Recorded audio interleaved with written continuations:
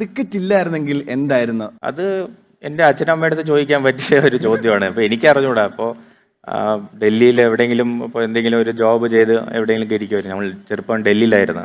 അച്ഛൻ ഫുട്ബോളർ ആയിരുന്നല്ലോ. അപ്പോൾ ചിലപ്പോൾ ഒരു ഫുട്ബോളറായി മാറായിരുന്നു, ചിലപ്പോൾ ഒരു ഡൽഹി പോലീസായി മാറായിരുന്നു. അപ്പോൾ ചിലപ്പോൾ ഞാൻ പണ്ടൊക്കെ ഇന്റർവ്യൂവിലൊക്കെ പറയും ഒരു IPS ആയി മാറുമായിരുന്നു എന്നൊക്കെ. അപ്പോൾ കുറച്ച് വലുതായപ്പോഴാണ് മനസ്സിലായത് അത്ര എളുപ്പമുള്ള കാര്യമൊന്നുമല്ലെന്ന്. അപ്പോൾ ക്രിക്കറ്റ് തന്നെ കളിച്ച വലിയ സന്തോഷം. കുടുംബത്തിൽ നിന്ന് ഒരാളെന്ന് പറയുമ്പം ഞങ്ങൾക്ക് എപ്പോഴും ഞങ്ങളുടെ ആഗ്രഹം ഏത് ടീം ഇട്ടാലും അതിൽ ഞങ്ങളുടെ പയ്യൻ വേണം എന്നുള്ളതാണ്. അപ്പോൾ നമുക്ക് അങ്ങനെ ഒരു ഓപ്പർച്യൂണിറ്റി കിട്ടാതെ വരുമ്പോൾ ഞാൻ ഇപ്പോൾ ഒരു റീസെൻറ്റ് പോസ്റ്റ് തന്നെ ബ്രദറിൻ്റെ ഉണ്ടായിരുന്നു.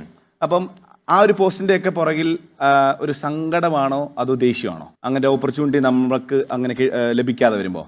അത് സങ്കടമല്ല. അത് ഞാൻ അങ്ങനെ റിയാക്ട് ചെയ്യാറില്ല, ഒട്ടും റിയാക്ട് ചെയ്യാറില്ല. അപ്പോൾ ഞാനത് റിയാക്ട് ചെയ്തതെന്ന് വെച്ചാൽ അതിൻ്റെ അർത്ഥം it is what it is എന്നുള്ളൊരു ക്യാപ്ഷനാണ് ഇട്ടത്. അപ്പോൾ അതിൻ്റെ അർത്ഥം എന്ന് പറഞ്ഞാൽ it is what it is എന്ന് പറഞ്ഞാൽ ലൈഫ് നമുക്ക് പലതും ആഗ്രഹിക്കാം.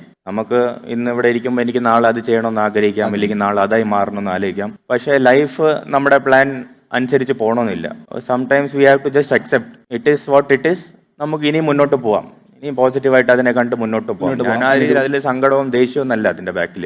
അപ്പോൾ ഇത് ആദ്യമായിട്ടല്ലല്ലോ, നമ്മൾ ഒരു ക്രിക്കറ്റ് ആകുമ്പോൾ, ഒരു കരിയർ ആകുമ്പോൾ, അല്ലെങ്കിൽ ബ്രോന്റെ തന്നെ കരിയർ ആകുമ്പോൾ we will definitely go through lot of challenges. തീർച്ചയായിട്ടും നമുക്ക് പലതും വരും, പലതും നമ്മൾ വിചാരിക്കുന്ന പോലെ ട്രാക്കിൽ ഒരിക്കലും പോകുന്നില്ല. അപ്പൊ അതാണല്ലോ ഒരു ലൈഫിന്റെ ഒരു രസം എന്ന് പറയുന്നത്, ഒരു ജ്യൂസ് എന്ന് പറയുന്നത് അതാണല്ലോ. അപ്പൊ അതിലൂടെ നമ്മൾ പോകുമ്പോൾ ഒരു രസമാണ്. അപ്പൊ നമ്മൾ ഇന്ന് വിചാരിക്കുന്ന പോലെ നാളെ എല്ലാം നടന്നു തുടങ്ങിയ പിന്നെ ഒരു ബോറായി മാറൂലേ. അപ്പോൾ ഒരു രസത്തിലൂടെയൊക്കെ പോകുമ്പോൾ നമ്മൾ ഇമോഷൻസ് ഉണ്ടാവും. അപ്പോൾ ഇമോഷൻസിനെ നമ്മൾ എങ്ങനെ ഓൾട്ടർ ചെയ്യും? നമുക്ക് ദേഷ്യപ്പെടാം, ഡിസപ്പോയിന്റഡ് ആവാം, നമുക്ക് കുറ്റം പറയാം. പക്ഷെ ഞാൻ ചെറിയ പ്രായത്തിൽ എൻ്റെ മുകളിൽ ഫോക്കസ് ചെയ്യാനാണ് ഇഷ്ടം. ഇപ്പോൾ നമ്മളൊരു റിസൾട്ട് ആഗ്രഹിച്ച റിസൾട്ട് വന്നില്ല, അപ്പം നമുക്ക് ഭയങ്കര നോർമലാണ്. നമ്മൾ അത് കാരണം എനിക്ക് വന്നില്ല, അല്ലെങ്കിൽ അയാൾ കാരണം വന്നില്ല, അല്ലെങ്കിൽ അവർ സിസ്റ്റത്തിന്, നമുക്ക് എല്ലാവരെയും പറയാം. പക്ഷെ എൻ്റെ ഒരു ശീലം ചെറുപ്പത്തിലെന്ന് വെച്ചാൽ എൻ്റെ ലൈഫിൽ എന്തെങ്കിലും എനിക്ക് നടക്കാതിരിക്കുന്നുണ്ട്. അപ്പോൾ ഞാൻ ഫസ്റ്റ് ഏറ്റവും കൂടുതൽ പിൻ പോയിന്റ് ചെയ്യുന്നത് എന്നെ തന്നെയാണ്.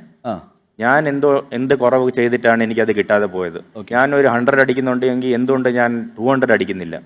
എൻ്റെ ഫിറ്റ്നസ് ലെവൽ ഇതാണെങ്കിൽ എന്തുകൊണ്ട് ഞാൻ അതിനെ അപ്ഗ്രേഡ് ചെയ്യുന്നില്ല? അപ്പോൾ എപ്പോഴും ഞാൻ എന്നെ തന്നെയാണ് നോക്കുന്നത്. നീ എന്തുകൊണ്ട് അത് എത്തിയില്ല, എന്തുകൊണ്ട് ഇനി നമുക്ക് എന്തൊക്കെ ബെറ്റർ ആക്കാം? അപ്പോൾ ആ ഒരു ശീലം ചെറുപ്പത്തിലെ ക്രിക്കറ്റ് എന്നുള്ളൊരു സ്പോർട്സ് എന്നെ പഠിപ്പിച്ചിട്ടുണ്ട്.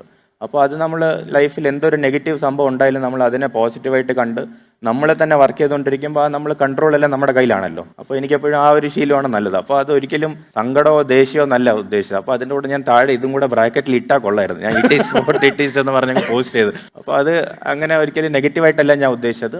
Life has given you this, you have to accept it and move on. Yes, എന്നിട്ട് അതിനുവേണ്ടി വർക്ക് ചെയ്യുക, കുറച്ചുകൂടെ പിന്നെ വലിയ ഓപ്പർച്യൂണിറ്റീസിന് വേണ്ടി കാത്തിരിക്കുക, അതിനുവേണ്ടി വർക്ക് ചെയ്യുക.